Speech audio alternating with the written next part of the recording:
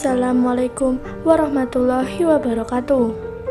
Sepertiga malam merupakan salah satu waktu mustajab, yaitu jika seseorang memohon dengan segenap hatinya pada waktu tersebut, maka Allah akan menjawab doa tersebut. Dalam sebuah hadis dikatakan dari Abu Hurairah radhiyallahu anhu, sesungguhnya Rasulullah shallallahu alaihi wasallam bersabda, Tuhan kita yang maha agung dan maha tinggi turun setiap malam ke langit dunia ketika telah tersisa sepertiga malam terakhir. Ia berfirman, siapakah yang berdoa kepadaku, maka aku akan mengabulkannya. Siapa yang meminta kepadaku, maka aku akan memberikannya. Siapa yang memohon ampun kepadaku, maka akan aku ampuni. Hadis riwayat Bukhari dan Muslim. Hadis di atas secara mutlak menyebutkan tentang keutamaan berdoa pada sepertiga malam dan tidak terkait dengan sholat, sehingga boleh saja seseorang berdoa sebelum sholat tahajud atau bagi seorang wanita yang sedang haid untuk berdoa pada waktu tersebut. Nah, sebelum kita membahas lebih lanjut tentang amalan pengganti sholat tahajud bagi wanita haid, jangan lupa untuk subscribe channel ini dan nyalakan lonceng notifikasinya. Yuk kita dukung channel-channel Islami agar semakin banyak pahala dan wawasan kita sebagai bekal kelak di hari pembalasan. Ibnu Taimiyah dalam Majmu' al-Fatawa menjelaskan hadis di atas selain menjelaskan keutamaan berdoa pada waktu tersebut, juga menjelaskan tata cara atau adab meminta kepada Allah. Di dalam hadis ini menyebutkan berdoa, kemudian meminta, lalu memohon ampun. Berdoa atau al-doa adalah tentang mengharap kebaikan, sedangkan meminta atau al-talab adalah agar dijauhkan dari yang buruk. Sedang memohon ampun atau istighfar adalah agar Allah menghapus dosa-dosa, dan semuanya bisa dilakukan baik di dalam atau di luar sholat tahajud. Boleh pula sebelum atau sesudah. Lantas bagaimana jika wanita sedang haid pada 10 malam terakhir Ramadan? Bagaimana caranya ia bisa menghidupkan 10 malam terakhir itu agar bisa mendapatkan kemuliaan Lailatul Qadar? Allah berfirman dalam Quran surat Al-Dukhan yang artinya, sesungguhnya kami menurunkan pada suatu malam yang diberkahi, dan sesungguhnya kamilah yang memberi peringatan. Pada malam itu dijelaskan segala urusan yang penuh hikmah. Quran surat Al-Dukhan.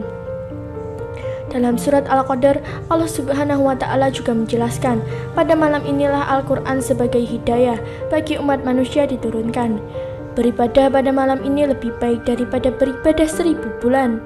Para malaikat bersama malaikat Jibril turun pada malam ini dengan membawa rahmat dan berkah.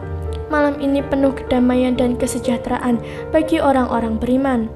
Selain itu, malaikat pun memberikan salam kepada orang beriman sampai terbit fajar. Dari pernyataan dan penjelasan di atas, tentunya ada banyak aktivitas ibadah yang dapat dilakukan perempuan yang sedang haid sebagai pengganti tahajud, terutama pada malam-malam 10 terakhir Ramadan. Pertama, berzikir dan berdoa sebanyak-banyaknya kepada Allah, sebab berdoa pada malam-malam itu sangat mustajab untuk dikabulkan. Dari Al-Nu'man bin Bashir, ia berkata, saya mendengar Rasulullah Shallallahu Alaihi Wasallam bersabda, doa itu adalah ibadah.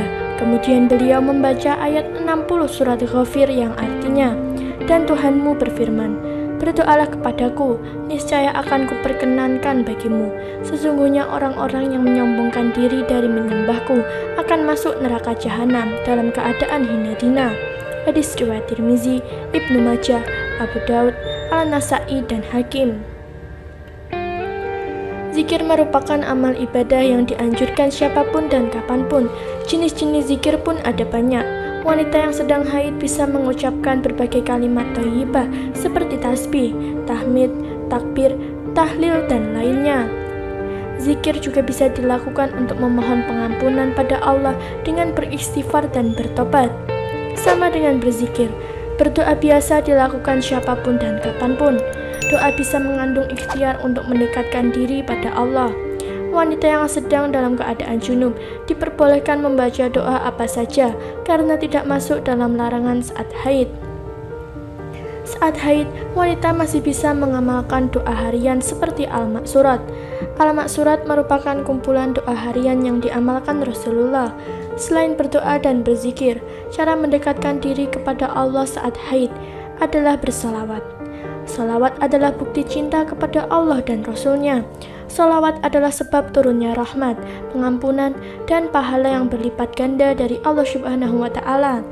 Salawat tidak dilarang saat haid dan bisa dilakukan kapanpun. Berzikir sebanyak-banyaknya dan sebaik-baik zikir adalah La ilaha illallah. Dan sebaik-baik zikir pada sepertiga akhir malam adalah istighfar. Misalnya membaca astaghfirullah wa atubu ilaih dan selalu memohon ampunan pada waktu pagi sebelum fajar.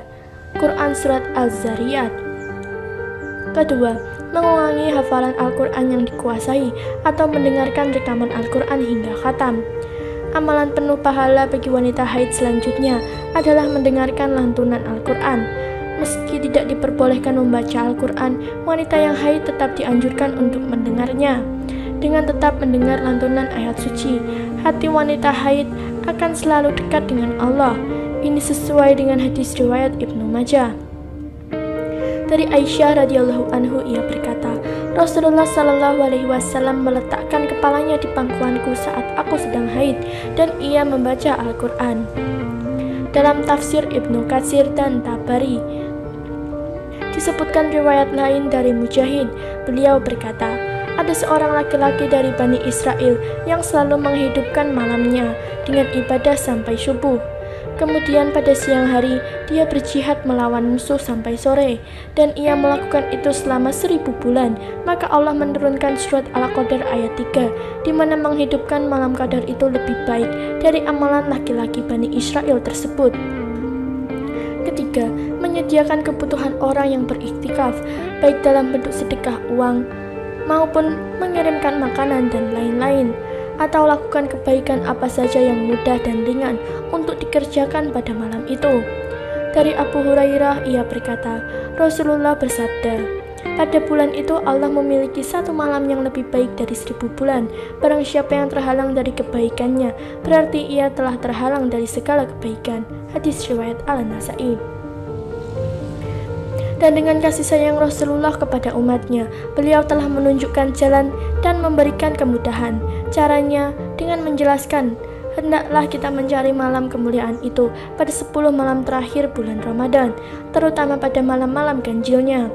Dari Aisyah, ia berkata, Rasulullah biasa beriktikaf pada 10 hari terakhir Ramadan dan bersabda, carilah Lailatul Qadar pada 10 hari terakhir dari bulan Ramadan. Hadis riwayat Bukhari dan Muslim.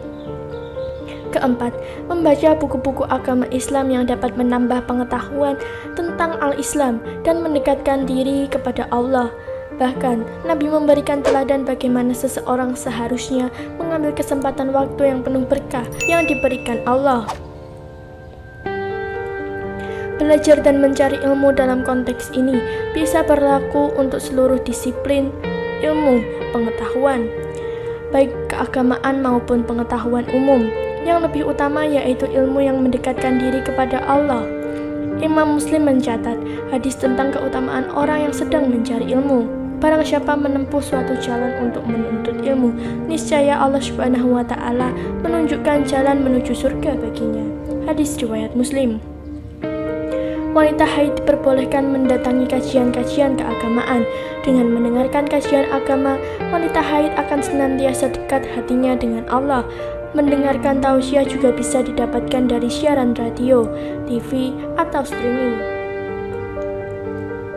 Dalam tausiahnya, Buya Yahya, beliau menjelaskan larangan atau ibadah yang diharamkan bagi wanita haid, yakni yang pertama, haram sholat, yang kedua, haram puasa, yang ketiga, haram tawaf, yang keempat, tidak boleh menyentuh Al-Quran, yang kelima, tidak boleh baca Al-Quran tapi diperbolehkan melantunkan hafalan Al-Quran, yang keenam, tidak boleh digauli suami, yang ketujuh, tidak boleh diam dalam masjid.